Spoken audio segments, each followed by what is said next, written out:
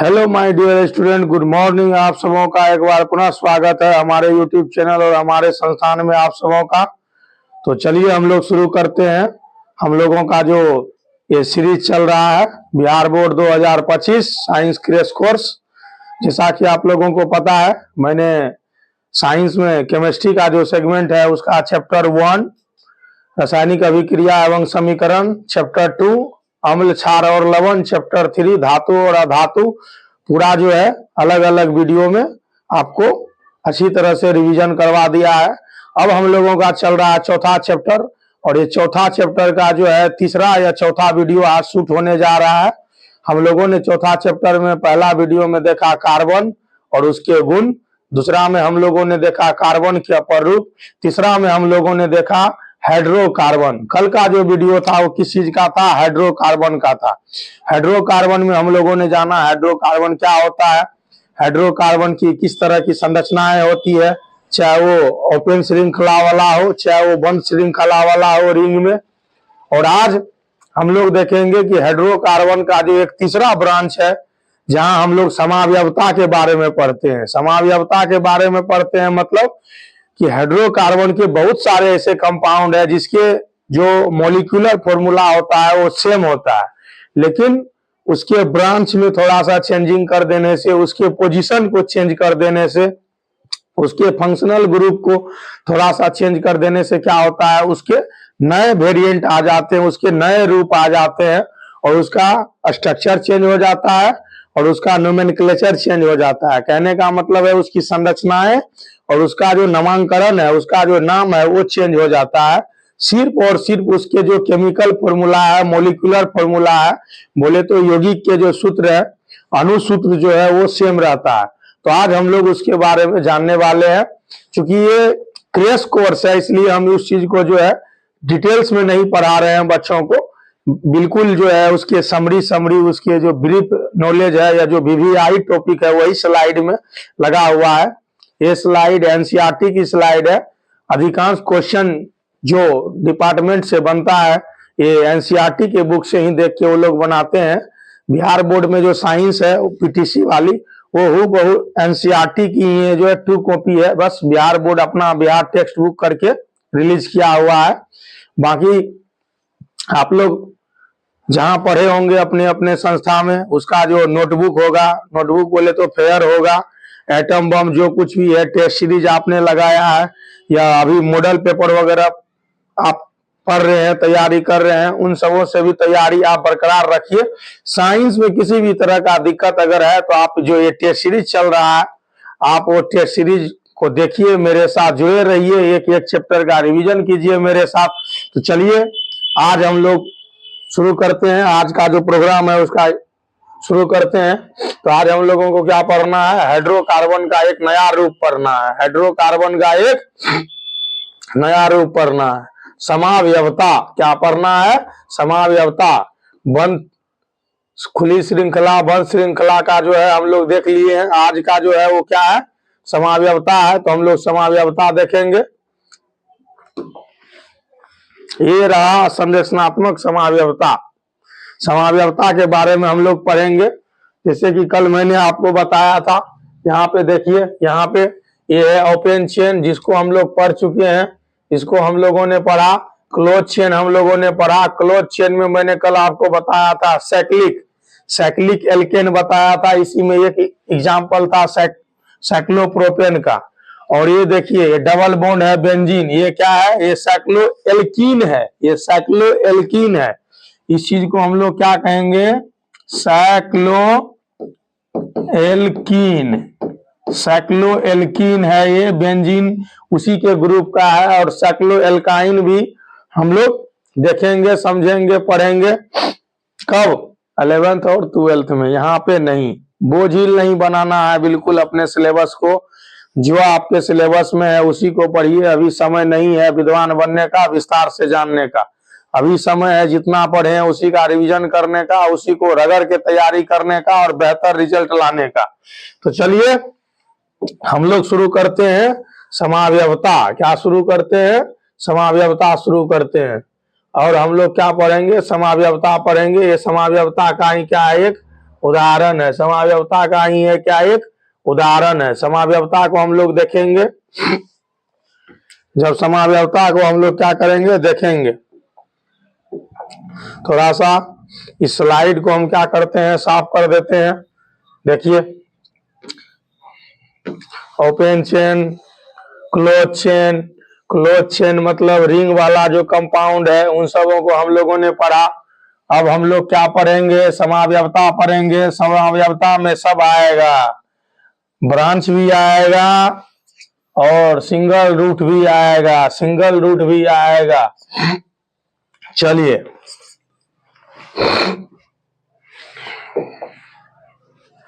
पहला है संरचनात्मक समाव्यवता। ठीक है, ऐसे यौगिक जिनके आणविक सूत्र तो समान होते हैं परंतु संरचना भिन्न भिन्न होते हैं।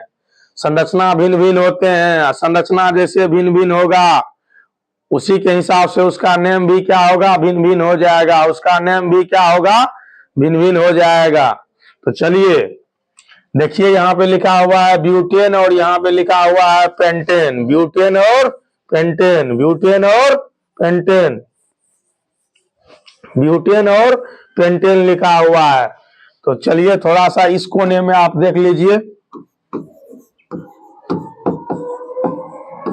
ब्यूटेन और दूसरा क्या है, पेंटेन। ये देखिए एन लगा हुआ है, एन लगा हुआ है। जब एन लगा रहे तो प्यारे बच्चे समझ जाना है किस फैमिली का है, किस फैमिली का है, एल्केन का है। किसका है, एल्केन का है, एल्केन का है। फटाक से आपको समझ जाना है कि फॉर्मूला क्या होगा, CnH2n+2, CnH2n+2। ब्यूट मतलब क्या होता है, ब्यूट मतलब कार्बन 4, पेंट मतलब कार्बन 5 और उसी के हिसाब से हाइड्रोजन होगा, उसी के हिसाब से क्या होगा, हाइड्रोजन होगा। ये सब बेसिक चीज है जो मैंने कल करवाया था। अब यहाँ पे देखिए ब्यूट, कार्बन 1 2 3 4, 4 कार्बन हो गया, ब्यूट हो गया। चूंकि ये नॉर्मल है, नॉर्मल है, स्टेट में है, तो ये क्या हो गया, ये हो गया सिंगल चेन।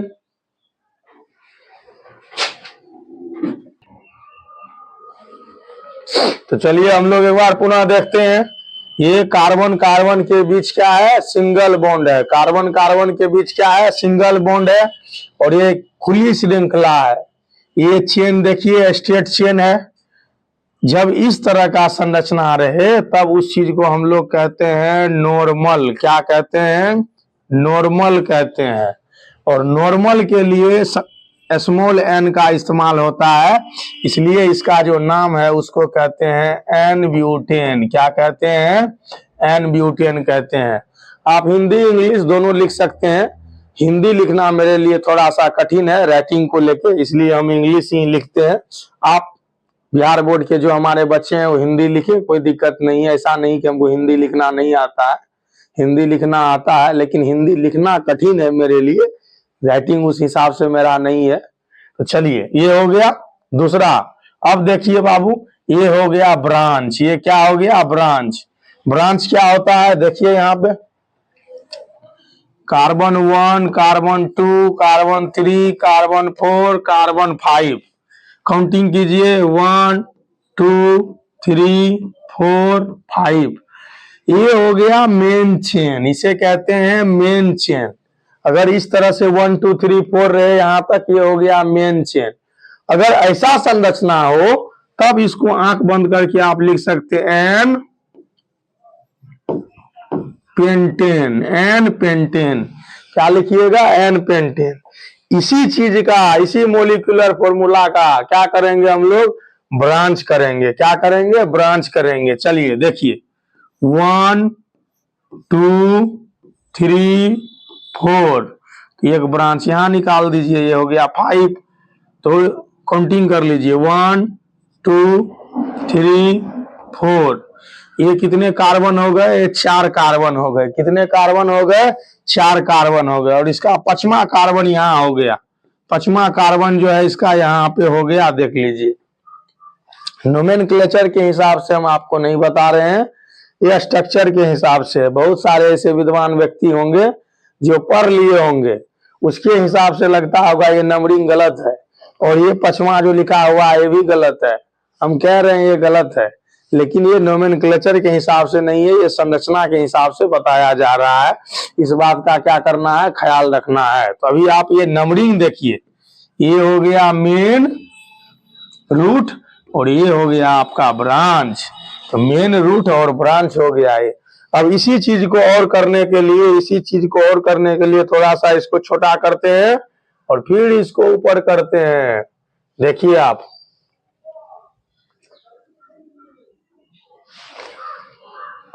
चलिए आ जाइए। अब फिर उसी को लीजिए 1 2 3, उसके बाद 4 5, देख लीजिए 1 2 3 4 5।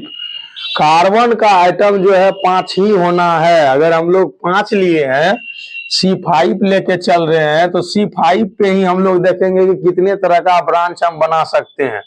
तो पहला ये हो गया, दूसरा ये हो गया और तीसरा ये हो गया। देखिए यहाँ पे 1 2 3। पहला सबसे सिंपल है, ऐसे बाएं ऐसे फैला दीजिए दोनों तरफ, हो गया पहला सिंपल हो गया, इसे कहेंगे नॉर्मल। यहाँ पे देखिए ये रूट बिल्कुल स्ट्रेट है, कार्बन कार्बन के साथ जुड़ा हुआ है, ये हो गया नॉर्मल। यहाँ पे देखिए कहीं से भी ब्रांच निकाल सकते हैं। पहला को छोड़िएगा तो ब्रांच नहीं निकलेगा। सपोज डेट मान लीजिए आप यहाँ कर दिए और यहाँ लिख दिए, तो ये यहाँ से रूट हो गया, ये ब्रांच नहीं हुआ, ये ब्रांच नहीं हुआ। इस चीज का ख्याल रखना है, ये ब्रांच नहीं हुआ। ब्रांच तब होगा जब दूसरे पे तीसरे पे करिएगा। फिर अगर आप यहाँ पे कर दीजिएगा तो इधर से भी ये क्या हो जाएगा, ऐसे आ जाएगा, ये रूट ही बन जाएगा, ये भी ब्रांच नहीं हुआ। ब्रांच कब होता है, जब एक बड़ी में से इस तरह से छोटी निकली हुई हो। अब आप कहिएगा यहाँ गए, यहाँ ये इधर घूम गए, तो ये ब्रांच हुआ, ये तो रूट ही हुआ ना कि यहाँ से गए यहाँ निकल गए। तो ब्रांच का सिंपल सा मतलब होता है मेन रूट में क्या हो, इस तरह से निकला हुआ हो, तब उसको ब्रांच कहते हैं। जैसे NH से बहुत सारा जो है स्टेट हाईवे निकलता है, स्टेट हाईवे से बहुत सारा जो है कस्बों का शहर निकलता है, कस्बों के शहर से बहुत सारा गांव की और शहर निकलता है, वो ब्रांच हुआ। ना कि एक ऐसा रोड है जो NH से निकला और जा रहा है खत्म ही नहीं हो रहा है। तो आप उस रोड में देखिएगा कि बहुत सारा रोड है, लेकिन वो रोड पर्सनली जो कहिएगा कि ब्रांच है, नहीं, वो रोड ब्रांच नहीं है, वो मेन ही रूट है जो स्टेट हाईवे है NH से निकला हुआ। तो मेन से अगर इस तरह से निकले दोनों और, तो उसको ब्रांच कहते हैं। उसको क्या कहते हैं, ब्रांच कहते हैं। समझ गए? तो चलिए, जब समझ गए तो हम लोग क्या करते हैं, अब थोड़ा सा इस चीज को क्या करते हैं, सही वे में देखते हैं। सही वे में देखने से क्या होगा, नोमेनक्लेचर में कोई दिक्कत नहीं होगा, नोमेनक्लेचर में कोई दिक्कत नहीं होगा।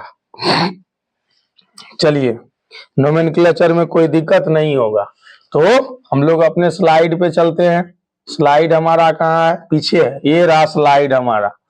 अब देखिए, ये है कार्बन 1, ये है कार्बन 2, ये है कार्बन 3 और ये कार्बन 4 का चौथा 4 तो यही है। तो ये जो आप देख रहे हैं कार्बन 2, जब भी किसी भी सीरीज में कार्बन का आइटम 2 से अधिक रहे, कार्बन का आइटम 2 से अधिक रहे और दूसरे नंबर से ब्रांच निकले, किससे, दूसरे नंबर से ब्रांच निकले, तब उसे क्या कहते हैं, तब उसे कहते हैं आइसो। क्या कहते हैं, आइसो। क्या कहते हैं, आइसो कहते हैं। क्या कहते हैं, आइसो कहते हैं। इस बात का ख्याल रखेंगे। चलिए, अब देखिए पुनः आगे चलिए। तो ये भी देखिए, ये एन पेंटेन हो गया, ये देखिए यहाँ पे ये पहला है, ये दूसरा है, ये तीसरा है, ये चौथा है। शर्त यही है ऐसो के लिए, पहला को छोड़ के दूसरे से ब्रांच निकलना चाहिए, पहला को छोड़ के दूसरे से ब्रांच निकलना चाहिए। और नियो का क्या शर्त है, नियो का शर्त ये है कि दूसरे से दोनों तरफ क्या होना चाहिए, ब्रांच निकलना चाहिए। दोनों तरफ का क्या सीन है देख लीजिए यहाँ पे, ये कार्बन 1, कार्बन 2, कार्बन 3, नंबरिंग कीजिए 1 2 3, अब दूसरे से इधर भी निकला है, दूसरे से इधर भी निकला है, तब इस चीज को हम लोग क्या कहेंगे, तब इस चीज को हम लोग कहेंगे नियो। क्या कहेंगे, नियो कहेंगे। तो इस तरह से अगर ब्रांच की बात कीजिएगा तो देखिए, सबसे पहले नॉर्मल होगा, ठीक है, उसके बाद क्या होगा, 2 नंबर पे लगा है तो आइसो होगा, 2 नंबर पे दोनों और लगा है तो क्या होगा, नियो होगा, ठीक है। और इस तरह से क्या होता है, ये जो स्ट्रक्चरल आइसोमर्स है या संरचनात्मक समावयवता है, उसमें इस तरह की चीज आपको क्या करेंगे, देखने को मिलेंगे, देखने को मिलेंगे। तो देखिए यहाँ पे देखने को मिल रहा है, आपको नहीं मिल रहा है, चलिए हम मिटाते हैं, मिटाने के बाद आपको पूरा देखने को मिलेगा, टेंशन आपको नहीं लेना है।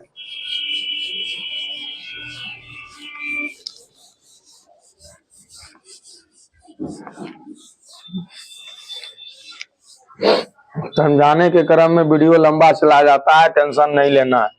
यहाँ सीधी श्रृंखला में है, क्या कहेंगे, एन कहेंगे, एन ब्यूटेन, कार्बन 4 है, 3 जो है क्या है रूट में है, 1 ब्रांच में है, दूसरे नंबर पे आइसो कहेंगे, ठीक है। यहाँ पे देखिए, यहाँ पे 1 2 3 है और एक और है 5 है, तो ये पेंटेन का पार्ट होगा, ना कि ब्यूटेन का पार्ट होगा।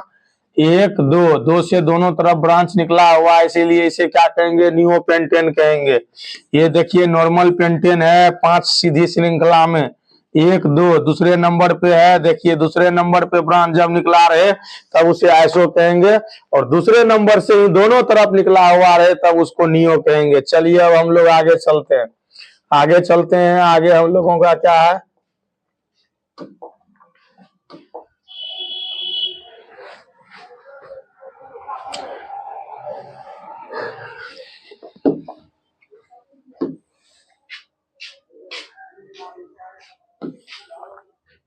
समावयवता में एक ही समावयवता दिया गया है बच्चों, एक ही समावयवता है। उसके बाद है फंक्शनल ग्रुप, उसके बाद क्या है, फंक्शनल ग्रुप है। अब हम लोग कहाँ आ गए हैं, फंक्शनल ग्रुप पे आ गए हैं। चलिए थोड़ा सा फंक्शनल ग्रुप भी देख लेते हैं, क्या करते हैं, फंक्शनल ग्रुप देखते हैं। ये फंक्शनल ग्रुप क्या होता है भैया, ये फंक्शनल ग्रुप क्या होता है, फंक्शनल ग्रुप से पहले फंक्शन समझ लीजिए। फंक्शन, फंक्शन में क्या होता है, एक आदमी खास होता है। अब मान लीजिए किसी की शादी हो रही है, तो जिस बंदे की शादी हो रही है वही बंदा सबसे ज्यादा खास है। किसी का मुंडन हो रहा है, जिस बंदे का मुंडन हो रहा है वो बंदा खास है। किसी का बर्थडे है, जिस बंदे का बर्थडे हो रहा है वही बंदा खास है। तो फंक्शनल ग्रुप उसको कहते हैं जिसका खुद फंक्शन हो रहा हो और उसी के ऊपर सारा प्रॉपर्टी हो और वही उसका क्या हो, करता धरता हो और उसी पे सारा का सारा चीज बेस्ड हो। तो ये हम आपको दैनिक जीवन का समझा है। अब चले आइए केमिस्ट्री पे। हाइड्रोकार्बन श्रृंखला में तत्व या एक से अधिक हाइड्रोजन इस प्रकार प्रतिस्थापित करते हैं कि कार्बन की संयोजकता संतुष्ट रहती है, ऐसे तत्वों को विषम परमाणु कहते हैं। क्या कहते हैं, विषम परमाणु कहते हैं। चलिए दूसरा, विषम परमाणु या विभिन्न परमाणु का समूह जो कार्बन यौगिक को क्या करता है, अभिक्रियाशीलता या विशेषता रासायनिक गुण प्रदान करता है, उसे प्रक्रियात्मक समूह कहते हैं, या उस चीज को क्या कहते हैं हम लोग, फंक्शनल ग्रुप कहते हैं। तो कहने का मतलब है कि किसी भी हाइड्रोकार्बन के कंपाउंड में या किसी भी कार्बनिक कंपाउंड में जो एक मेन ग्रुप होता है जिसके वजह से वो पूरा कंपाउंड का, पूरा यौगिक का गुण, संरचना, उसके जो अभिक्रियाशीलता है, उसकी जो विशेषता है, वो सब निर्भर करता है, उसको हम लोग कहते हैं फंक्शनल ग्रुप। उसको क्या कहते हैं हम लोग, फंक्शनल ग्रुप कहते हैं। उसको क्रियाशीलता समूह कहते हैं, उसे क्रियात्मक समूह कहते हैं, उसे प्रक्रियात्मक समूह भी कहते हैं। चलिए, और हाइड्रोकार्बन श्रृंखला में एक तत्व या अधिक तत्व हाइड्रोजन को क्या करता है, प्रतिस्थापित कर देता है। हाइड्रोजन को भैया वही प्रतिस्थापित करेगा जो हाइड्रोजन से ज्यादा अभिक्रियाशील होगा, और जब प्रतिस्थापित कर देगा हाइड्रोजन को तब उसके जगह पे वो अपना जगह बनाएगा, और वैसे ही ग्रुप क्या होगा, फंक्शनल ग्रुप होगा। उसमें हाइड्रोजन भी हो सकता है एटम्स के रूप में और कुछ भी हो सकता है, इस चीज को ध्यान में रखिए। अब कुछ फंक्शनल ग्रुप दिया हुआ है, उस फंक्शनल ग्रुप को क्या करेंगे हम लोग, देखेंगे कौन कौन सा फंक्शनल ग्रुप दिया हुआ है। चलिए देखते हैं कौन कौन सा फंक्शनल ग्रुप है। तो सबसे पहले विषम परमाणु वाले हैं। विषम परमाणु किसको कहेंगे? तो हाइड्रोजन को छोड़ दीजिए, हाइड्रोजन को छोड़ने के बाद जो भी होगा वो विषम परमाणु होगा। जैसे कौन कौन सा है, एक ग्रुप होता है, उस ग्रुप का नाम है हेलोजन ग्रुप। क्या नाम है? Halogen group. हेलोजन ग्रुप में क्या क्या आएगा? तो सबसे पहले क्या आएगा? Fluorine, chlorine, bromine, iodine. ये फ्लोरीन, क्लोरीन, ब्रोमीन, आयोडीन, ये जो आप देखते हैं ये चार हेलोजन ग्रुप है। और ये क्या होगा? विषम परमाणु होगा। इसका इस्तेमाल सबसे ज्यादा होता है फंक्शनल ग्रुप के सबसे लेटेस्ट जो मॉलिक्यूल्स होते हैं जिससे एटम्स बनता है, उससे हाइड्रोकार्बन इससे बनता है। अब दूसरा है प्रक्रियात्मक समूह। प्रक्रियात्मक समूह में इसको क्या कहते हैं? हेलो कहते हैं, क्योंकि ये हेलोजन फैमिली का सदस्य है। अब जैसे यहाँ पे देखिए क्लोरीन, ब्रोमीन, आयोडीन, फ्लोरीन, इसका नाम है, क्या नाम है? क्लोरो,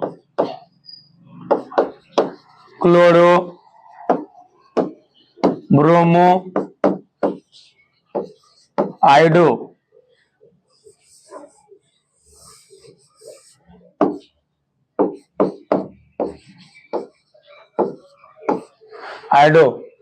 अब जब ये इसमें से कोई भी इस्तेमाल होगा किसी भी हाइड्रोकार्बनिक जो भी कंपाउंड है उसमें, तो ये नाम का इस्तेमाल होगा। यूपीए का नाम जब भी लिखेंगे तो इस नाम का इस्तेमाल होगा। तो पहला तो ये हो गया। यहाँ देखिए सिंगल बॉन्ड के साथ ये भी जुटेगा, सिंगल बॉन्ड के साथ ये भी जुटेगा और सिंगल बॉन्ड के साथ ये भी जुटेगा, ये आई है। अब दूसरा क्या है? और एक ऑक्सीजन भी लिख रखा है, तो ऑक्सीजन भी आप लिख सकते हैं ऑक्साइड के रूप में। दूसरा क्या है? इसको चलिए मिटा देते हैं। दूसरा क्या है?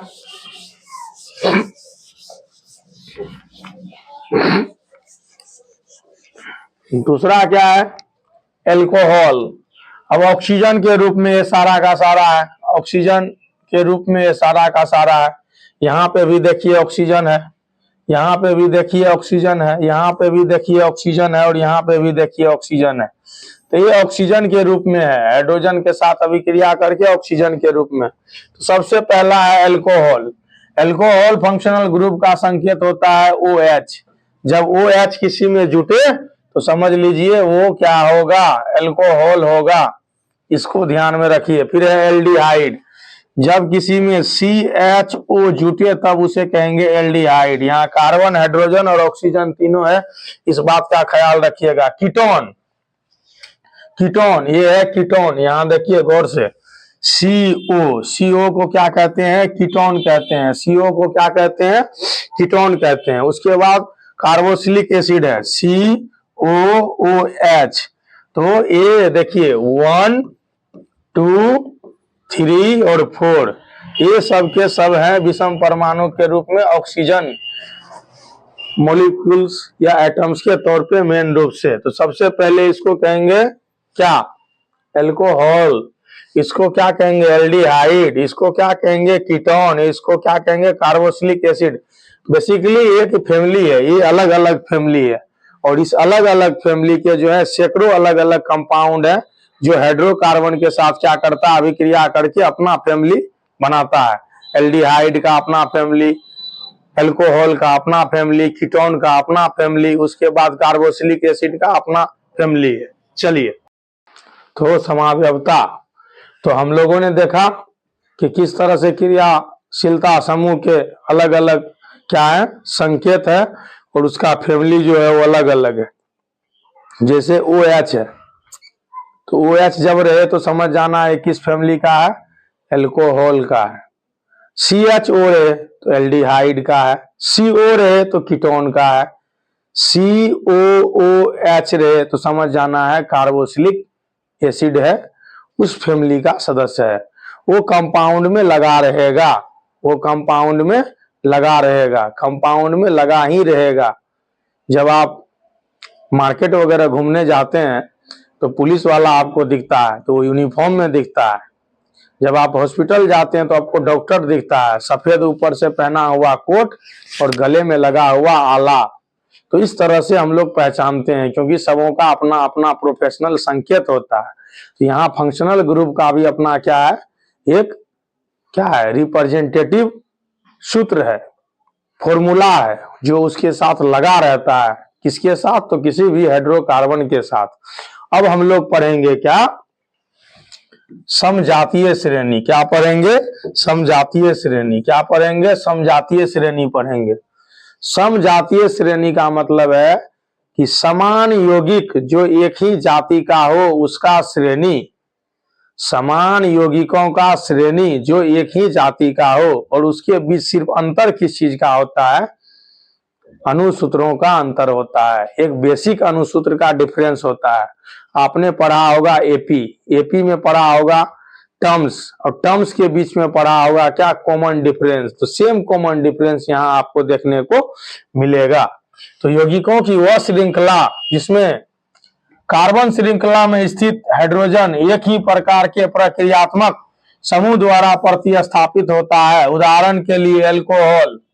देखिए यहाँ एल्कोहल के क्या है, 3 अलग अलग क्या है सदस्य है। ये देखिए, ये देखिए, और ये देखिए। ये क्या है? पहला वाला क्या है? ये क्या है? ये है मेथाइल एल्कोहल, ये है इथाइल एल्कोहल, ये क्या है? ये है प्रोपाइल एल्कोहल। ये तीनों एल्कोहल है। ये पहला सदस्य है, ये दूसरा सदस्य है, ये तीसरा सदस्य है। तो ये सदस्य है एक ही फैमिली का। इसके बीच अंतर किस चीज का है? तो इसके बीच जिस चीज का अंतर है उस चीज को हम लोग पढ़ेंगे। और ऐसे ही सदस्यों का जो फैमिली है उसको कहते हैं सजातीय श्रेणी। क्या कहते हैं? सजातीय श्रेणी। तो एक ही जाति के श्रेणियों में जो अंतर होता है वो अंतर होता है CH2 का। किसका? CH2 का। किसका? CH2 का।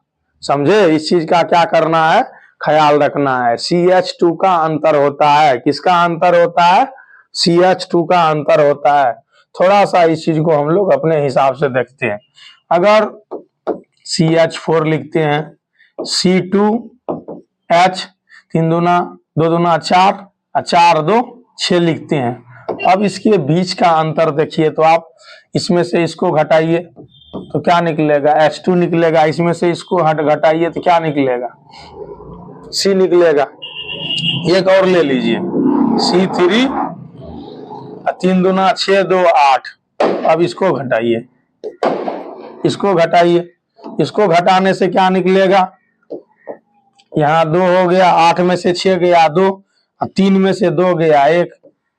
तो किसी भी श्रृंखला को पकड़िए या किसी भी फैमिली को पकड़िए, कोई भी हाइड्रोकार्बन का फैमिली है बाबू, उसको जब पकड़ोगे तुम तो उसके अणुओं के बीच, उसके सूत्रों के बीच, उसके फॉर्मूला के बीच कितना का अंतर होगा? CH2 का अंतर होगा। और ये सबके सब एक सीरीज में होता है, सबके सब एक सीरीज में होता है। इसको ही कहते हैं सजातीय श्रेणी, क्योंकि एक फैमिली का जितने कंपाउंड होगा, लगातार कंपाउंड के बीच में अंतर कितना का होगा? CH2 का होगा। कितना का अंतर होगा? CH2 का अंतर होगा। और यही CH2 उसको क्या करता है? आगे बढ़ाता है, और फैमिली आगे बढ़ते जाता है, फैमिली आगे बढ़ते जाता है, बड़े बड़े कंपाउंड बनते जाते हैं। और ऐसे कंपाउंड के पूरे जो समूह है, श्रेणी है, उसे कहते हैं सजातीय श्रेणी। क्या कहते हैं? सजातीय श्रेणी कहते हैं। तो एक तो ये हो गया, एक और ले लीजिए। अभी हम लोगों ने क्या देखा? CH3OH, CH3OH। ये CH जो है 4 है, ठीक है? क्या है? CH4 है। अब इससे एक हाइड्रोजन निकलेगा, इससे एक हाइड्रोजन जब निकलेगा तो CH3 प्लस H इधर हो जाएगा। तो ये H को छोड़िए, बना CH3। क्या बना? CH3। जब इसी CH3 में क्या करेंगे हम लोग? OH को ऐड कर देंगे, तब क्या बनेगा? CH3OH, CH3OH, CH3OH। इस चीज को हम लोग क्या कहते हैं? मेथाइल एल्कोहल, मिथाइल एल्कोहल, ये क्या है? तो ये इसका कॉमन नेम है, नोमेनक्लेचर पे अभी तक नहीं आए हैं बाबू, घबराना नहीं है। अब इसका यूपीएक नेम क्या होगा? यूपीएक नेम क्या होगा? यूपीएक नेम होगा मेथेनॉल। मेथेनॉल क्या नाम होगा? मेथेनॉल। ठीक है, तो ये हो गया। दूसरा इसी का फैमिली आप लीजिए, तब अभी समझ में आएगा वो जो दिया हुआ है स्लाइड का क्या सीन है। दूसरा इसका फैमिली लीजिए आप, C2H5OH, यहाँ भी OH, यहाँ भी OH, यहाँ पे C1 है, यहाँ पे 2 है, यहाँ पे हाइड्रोजन जो है 3 है, यहाँ पे हाइड्रोजन 5 है। तो अंतर कितना का है रे बाबा? अंतर कितना का है? ये CH2 का अंतर है। कितना का अंतर है? CH2 का अंतर है। इसलिए ये सारा का सारा जो आपको दिख रहा है, ये सारा का सारा क्या है? सजातीय श्रेणी है। क्या है? सजातीय श्रेणी है। चलिए आगे बढ़ते हैं। सजातीय श्रेणी के उत्तरोत्तर सदस्यों में CH2 का अंतर होता है और 14 द्रव्यमान इकाई का अंतर होता है। 14 द्रव्यमान इकाई कैसे हुआ बाबू? CH2 तो कार्बन का कितना होता है? कार्बन का कितना होता है? 12। एक हाइड्रोजन का 1 होता है, तो 2 हाइड्रोजन है, तो 1 गुना 2 बराबर 12 प्लस 2 बराबर 14। 14 AMU एटॉमिक मास यूनिट। ठीक है, तो 14 द्रव्यमान इकाई का अंतर होता है, चाहे वो ग्राम में हो चाहे वो परमाणु के द्रव्यमान में हो। इस चीज का ख्याल रखेंगे। कैसे हुआ वो बता दिए, द्रव्यमान निकालिए हो जाएगा। इन सदस्यों को प्रक्रियात्मक समूह विशिष्टताएं प्रदान करता है और फलस्वरूप ये सदस्य समान रासायनिक गुण धर्म और भिन्न भौतिक गुण धर्म को दर्शाते हैं।